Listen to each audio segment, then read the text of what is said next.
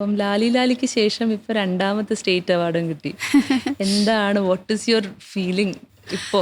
ദൈവത്തിന് നന്ദി, അത്രേ പറയാനുള്ളൂ. എല്ലാം നമ്മുടെ കയ്യിലൊന്നുമല്ല.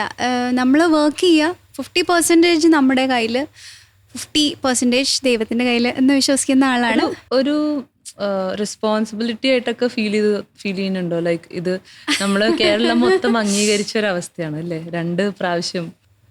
ഉണ്ട്. കുറച്ചുകൂടെ ഇനിയും വർക്ക് ചെയ്യണം, മെയിൻറ്റെയിൻ ചെയ്യണം, വോയിസ് ശ്രദ്ധിക്കണം, കുറച്ചുകൂടെ പഠിക്കണം എന്നൊക്കെ ഉണ്ട്. പാട്ട് പഠിക്കണില്ലേ ഇപ്പോൾ? പാട്ട് പഠിക്കണ്ടായിരുന്നു, ഇനിയിപ്പോൾ ഒരു ബ്രേക്കായി, ഇപ്പോൾ ഒന്നുകൂടെ ജോയിൻ ചെയ്യാൻ പോവാണ്.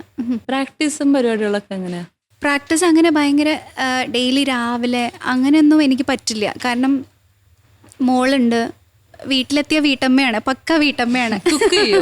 കുക്ക് ചെയ്യില്ല, മെയ്ഡുണ്ട്, പക്ഷെ എന്നാലും ബാക്കി കാര്യങ്ങളൊക്കെ ഉണ്ട്, മോളുടെ കാര്യങ്ങളൊക്കെ ഉണ്ടല്ലോ. അപ്പോൾ അതുകൊണ്ട് കുക്ക് ചെയ്യാൻ അറിയാം, പക്ഷേ ആവശ്യമില്ല. അപ്പം എന്താ പറയുക, രാവിലെയൊക്കെ ഭയങ്കര ബിസി ആയിരിക്കും വീട്ടിലുണ്ടെങ്കിൽ. അപ്പോൾ പ്രാക്ടീസൊക്കെ അങ്ങനെ കറക്റ്റ് ടൈമിന് മോർണിംഗ് അങ്ങനെയൊന്നും നടക്കാറില്ല. എല്ലാവരും പോയിട്ട് ഫ്രീ ആവണ സമയത്താണ് ചെയ്യാറുള്ളത്. മൃദുല പറയുമ്പോൾ ആക്ച്വലി എല്ലാവർക്കും എപ്പോഴും ആ ഒരു മെലോഡിയസ് ജോണറിലേക്കാണ് പോണേ. അത് മൃദുലയുടെ ഏറ്റവും കംഫർട്ടബിൾ ആയിട്ടുള്ള ഒരു ജോണർ തന്നെയാണോ? You want to try something new, അങ്ങനെയൊക്കെ തോന്നിയിട്ടുണ്ടോ? അല്ല, നമ്മൾ ലൈവിനെല്ലാം പെർഫോം ചെയ്യുമല്ലോ.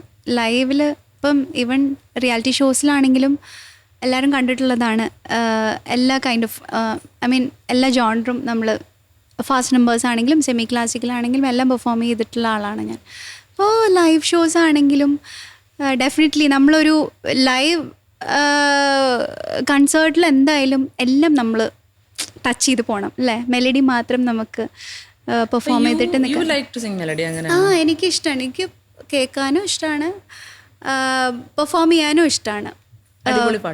പിന്നെ ഞാൻ ഈ റീസെന്റ് ആണ് കേട്ടത് ത്രാണ. ഭയങ്കര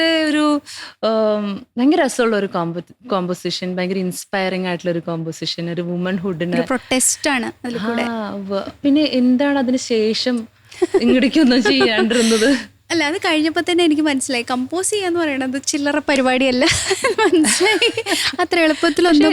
സാഡ്ലി അത് ആ പാട്ടിനെ വിചാരിച്ചൊരു റീച്ച് ഇല്ല. അതുകൊണ്ടല്ല, എനിക്കെന്താ വെച്ചാൽ ഞാൻ കമ്പോസ് ചെയ്തപ്പോൾ ആ ഒരു സോങ്ങിൻ്റെ ഒരു മൂഡ് എന്ന് പറയുന്നത് ഭയങ്കര അഗ്രസീവായിട്ട്, ഭയങ്കര ഒരു പ്രൊട്ടസ്റ്റ് നമ്മൾ കാണിക്കണം, നമ്മുടെ വോയിസിലൂടെ അത് നമ്മൾ എക്സ്പ്രസ് ചെയ്യണം.